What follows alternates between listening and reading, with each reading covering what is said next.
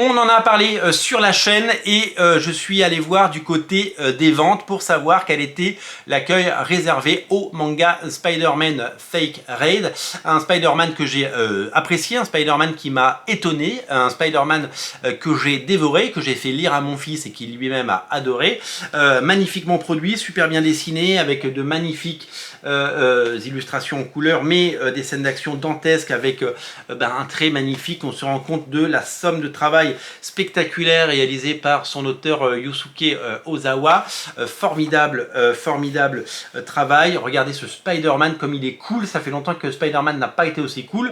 Et je me suis demandé si la qualité de ce produit, plus le format, plus le succès du manga, vous le savez, depuis plusieurs années en France, qui s'est vraiment imposé sur le marché de la bande dessinée et qui rencontre un succès grandissant, est-ce que en passant des personnages de comics en manga et en le faisant bien, ce n'est pas une pâle copie, ce n'est pas un sous-produit, ce n'est pas un produit de licence, ce n'est pas une bande dessinée de supermarché, c'est un vrai manga produit au Japon par un vrai mangaka avec talent, avec application, avec évidemment de l'énergie et avec les moyens nécessaires pour éditer ce type de choses. Regardez cette page de dingo comme c'est chouette, c'est vraiment superbe. Et je suis allé voir si ça se traduisait en vente, parce que on ne fait pas avaler des couleuvres à n'importe qui. On ne, c'est pas si en mettant le mot manga ou en faisant un format manga, les gens ne sont pas dupes. Les gens n'achètent pas systématiquement. Un manga, ça coûte de l'argent. Tout bien culturel coûte de l'argent. Donc les gens font des choix. Et est-ce que les gens se sont portés vers ce choix? Eh bien, c'est la question que je suis allé me poser en allant regarder les chiffres de la semaine. Et je suis donc tombé sur des chiffres absolument exceptionnels et fabuleux qui vont évidemment au-delà de la sphère comics, qui ne sont pas dans des chiffres de manga du très haut du panier, mais qui sont excellents. Nous sommes à 1500 exemplaires en 10 jours. 1500 exemplaires en 10 jours pour du Spider-Man. Il n'y a aucun autre titre Spider-Man dans le top 200 et je n'ai jamais vu un seul titre Spider-Man, que ce soit en 100% ou en Deluxe, depuis 2 ans que je regarde toutes les semaines le top 200 GFK, je n'ai jamais vu un titre Spider-Man. Donc celui-là a réussi ce pari fou de celui-ci. Il va se vendre sur la durée, il va s'en vendre plusieurs milliers, ça va être un vrai rendez-vous, ça va être un vrai succès et ça va être quelque chose d'énorme et je m'en félicite parce que je suis ravi de voir que les gens vont découvrir Spider-Man ailleurs qu'au cinéma ou dans les jeux vidéo, qui sont par ailleurs incroyables, mais qui souvent ont du mal à transformer des clients, des spectateurs en lecteurs.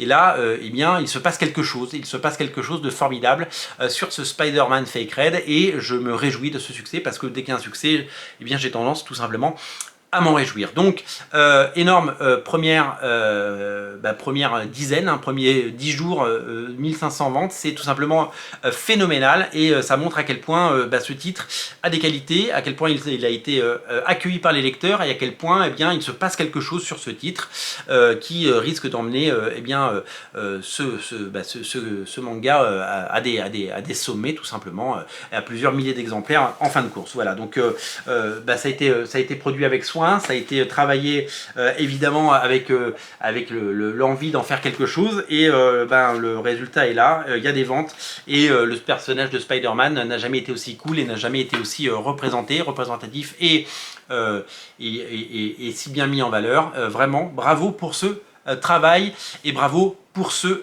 succès. Je suis absolument ravi de vous l'avoir présenté dans ces vidéos qui sont plébiscitées sur la chaîne parce que vous êtes des milliers à les regarder et merci pour tout ça et vraiment j'espère que ça va continuer longtemps. Longue vie à Spider-Man, longue vie à Spider-Man Fake Raid, voilà comme ça et longue vie à ce titre qui mérite tout le succès qu'il a, voilà tout simplement.